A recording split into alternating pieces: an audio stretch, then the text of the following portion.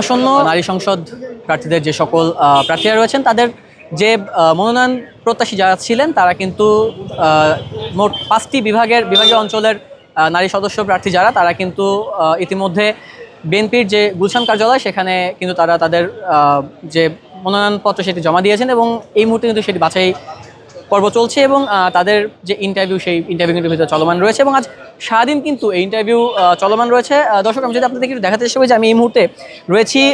রাজধানীর গুলশান কার্যালয় এলাকায় এবং আসন্ন নারী সংরক্ষিত আসনের জন্য ঢাকা, ময়মনসিংহ, সিলেট, চট্টগ্রাম ও কুমিল্লা এই 5 বিভাগের আওতায় মোট 545 জন মনোনয়ন প্রত্যাশী তাদের মনোনয়নপত্র জমা দিয়েছেন এবং বর্তমানে জমা পড়া এসব মনোনয়নপত্র যাচাই বাছাইয়ের কাজ চলছে বলে আমরা জেনেছি এবং সকাল থেকে এই কার্যক্রম কিন্তু শুরু হয়েছে এবং সকাল থেকে আমরা দেখেছি যে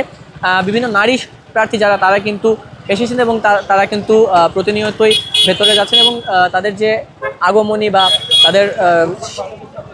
দলীয় যে সকল হাইকমান্ড যারা রয়েছেন তাদের কাছে যে তাদের যে তথ্য প্রদান সেই বিষয়গুলো কিন্তু উঠে এসেছে এবং অনেকেই এই বিষয়গুলোকে আমাদেরকে জানিয়েছেন এবং দলীয় সূত্রের পাশাপাশি নির্দেশনার মধ্যে বিপুল সংখ্যক আগ্রহী প্রার্থী মনোনয়নপত্র জমা দেন যা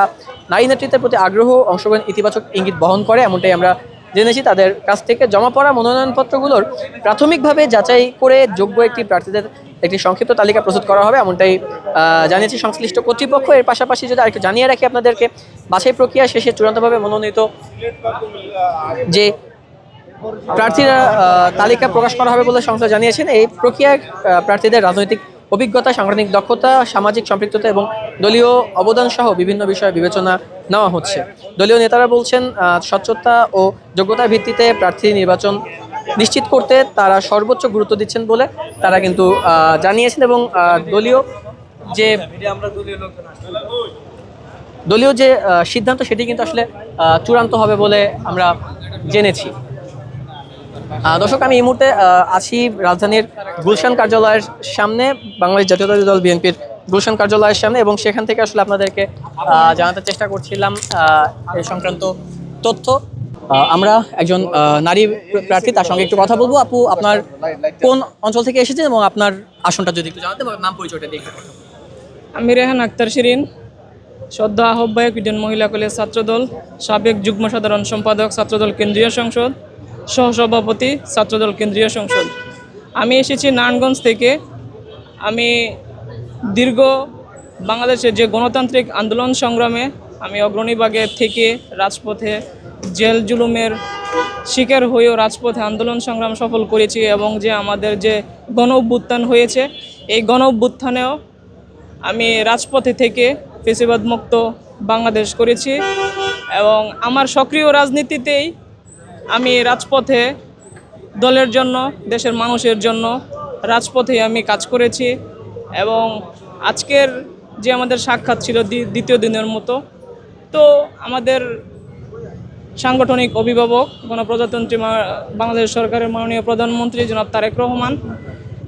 উনি এটাকেই মূল্যায়ন করবেন যারা দীর্ঘদিন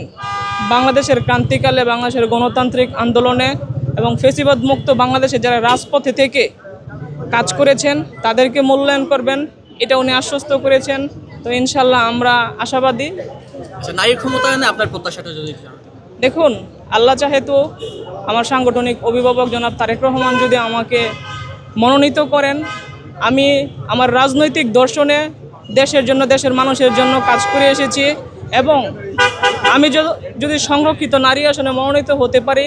পিছিয়ে পড়া নারী এবং শিশুদেরকে নিয়ে কাজ করব এবং নারীর ক্ষমতায়ন কিভাবে টেকসই করা যায়, বাংলাদেশে নারীদেরকে যেন বৈষম্যর মধ্যে না রাখে আমি সেই কাজ করব এবং বাংলাদেশের মানুষকে কিভাবে কর্মঠ করা যায়, দক্ষ জনশক্তি তৈরি করা যায়, চাহিদা ও জ্ঞানের ভিত্তিতে দক্ষ জনশক্তি তৈরি করা যায়, আমি যদি নির্বাচিত হই ইনশাল্লাহ আমি এগুলো বাস্তবায়ন করব বলে। নারায়ণগঞ্জ কোন আসন থেকে? আমি নারায়ণগঞ্জ 2।